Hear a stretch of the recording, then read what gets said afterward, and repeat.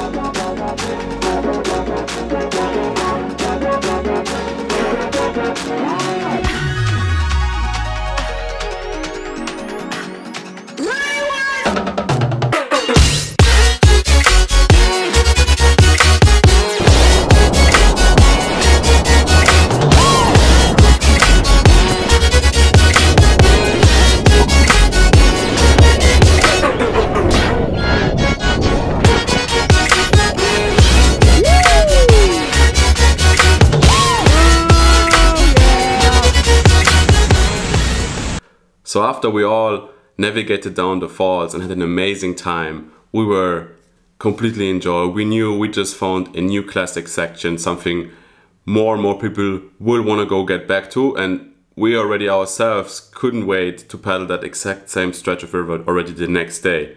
But we weren't even at the takeout yet. So we kept on going, started to explore the further down whitewater. There were more cool booths, nice rapids, all of that good stuff, and there was one drop in particular which looked like it might go, but since it was getting late in the day, we opted for a quick throw and go to make it to the takeout bridge. That's what happened. And before we put off the river, we personally already couldn't wait to get back in there the next day, trying to find an even further up put in, do some more exploring, and get to do that whole stretch again. Fast forward the next morning, we did it all over again, quick breakfast, load up the van, cram in the back, and head up to the river. This time though, we drove all the way to the forest gates, talked to the boys again now that we knew them, managed to come up with a price that we could keep on going further higher up. So we just stayed on this like surprisingly good road slash elephant track thing and just drove up as far as we could, found a way down to the river, and basically did the same thing again we did yesterday, which was exploring a new section of whitewater in the jungle. The upper part of the Nyamindi now was definitely more adventurous. There were more gnarly drops, some portages, some really close gorges where you couldn't see the exit, really thick jungle around. So it definitely had that adventure vibe a lot more than the section we just found the day before. And it took us a little bit longer to get going.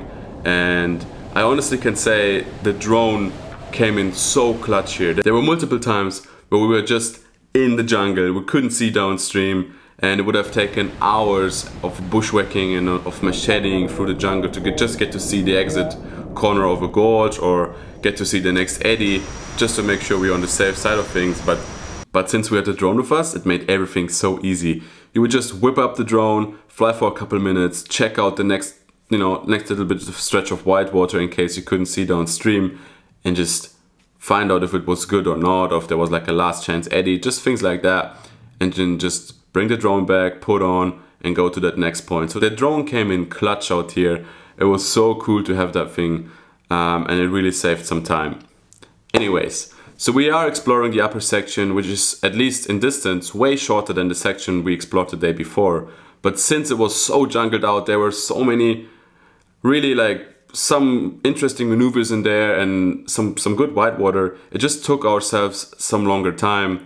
We did have a swim. David ended up in this super gnarly like stopper thing where his boat got resurfed, his buddy got resurfed.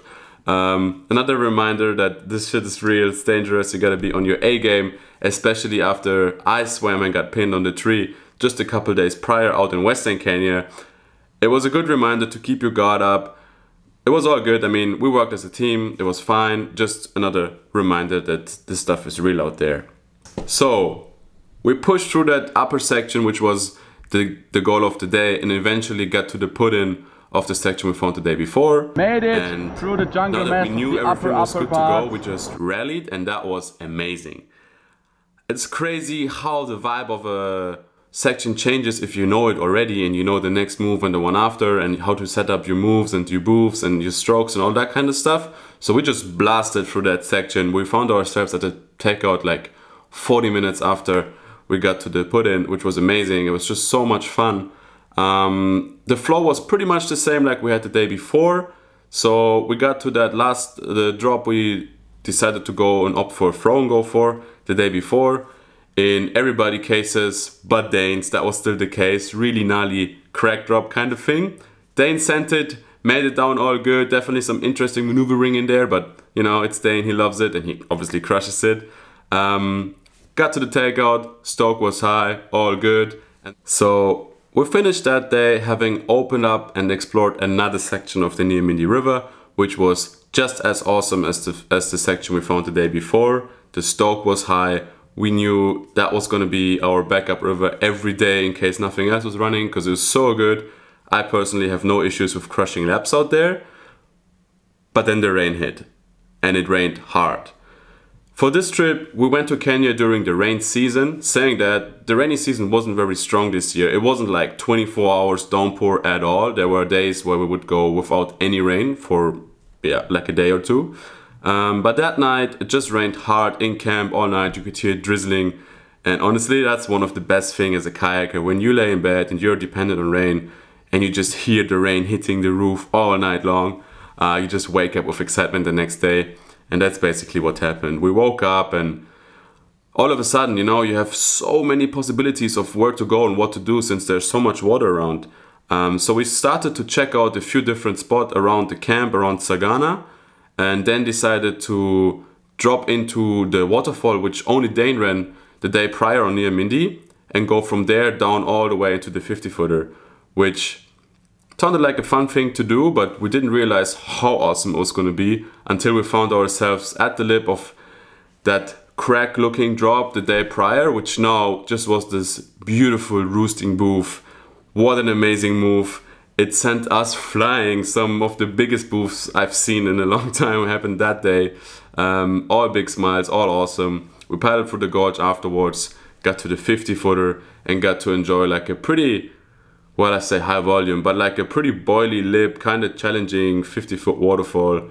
We have run like on our very first day in Kenya at like no water, where there it was really like technical and tricky, trying to deal with the rocks, avoiding kickers and all that kind of stuff. But now it was like still the same waterfall, but a completely different reason why it was tricky now. You would have to dodge boils, set your angle, make sure you don't get swallowed by the lip, all that kind of stuff. But it was amazing, you know, right now, big projects in the future, and everything is like kind of focused around that waterfall running theme. So it was amazing to do that, get that done, all good lines down, obviously. Paddle to the takeout, and yeah, you know, just love life. The Nyamindi River honestly can keep up with so many other world-class sections we already know as kayaking community, and I'm sure more and more people will get there. We'll check it out, we'll start to fall in love with it, maybe do some even further exploring. I mean, there's so much around to do that I'm sure that the Nyamindi River will become the epicenter of kayaking in Kenya. So that was our best find yet. Mount Kenya really provided the goods on this one and just got us so fired up to keep on exploring more offsprings of Mount Kenya, find more good whitewater, and that's exactly what happened. We packed up the car, left Savage Wilderness and headed off into new adventures. And what we found over there, that's what you're gonna see in the next installment next week.